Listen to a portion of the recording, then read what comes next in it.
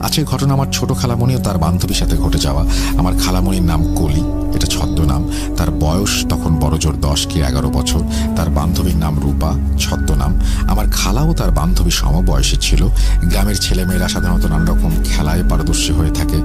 বিকেলবেলা বড়িচ্চু, গোল্লাছুট, কানামাছি, বরফ পানি, সন্ধ্যা হলেই পলাপলি, আরও না জানি কত খেলা। আজকের ঘটনাও এরকম এক খেলা থেকেই শুরু।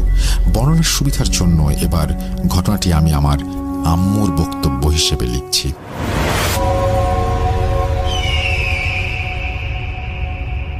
সময়টা শীত চলে যাওয়ার পর একটা সময়, গরমটা ঠিকভাবে তখনও পড়েনি। বিকেলবেলা আসর ও মাগরিবের মধ্যবর্তী সময়। রূপা, কলি আর আরও প্রায় সমবয়সী 8-10টি ছেলে মেয়ে মিলে ওরা বাড়ির বড় উঠোনে সেদিন বুড়িচ্চি বা বৌচি খেলছিল।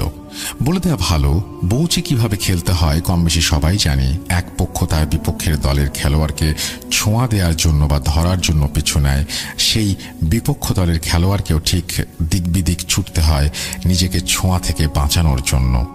বাচ্চারা হই হুল্লোড় করে খেলছে। আমি, আমার মা আর অন্যান্য ভাই বোনগুলো যে যার কাজে ব্যস্ত ছিলাম।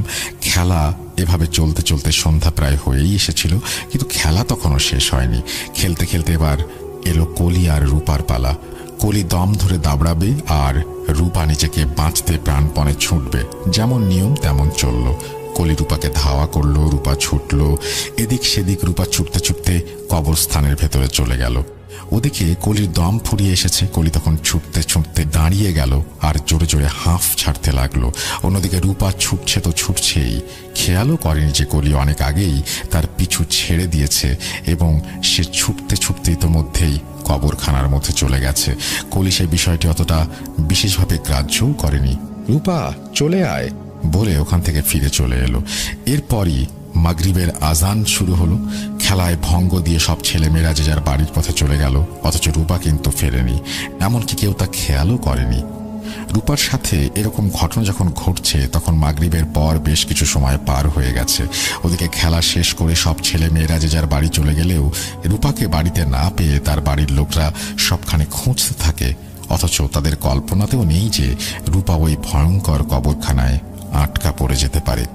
এদিকে কলিকে জিজ্ঞেস করা হলে সে জানায় রূপা তো তার সাথেই ছুটছিল, তাকে তো সে ডেকে চলে এসেছিল, কিন্তু তারপর রূপা কোথায় গেছে তা সে জানে না। এই খোঁজাখুঁজির মধ্যেই সবাই রূপার কষ্টে ভরা চিৎকার শুনে কবরস্থানের দিকে ছুটে যায়। সকলের হাতেই টর্চ লাইট। বন ঝাড় ভাঙা কবর, সবখানেই লাইট দিয়ে খুঁজতে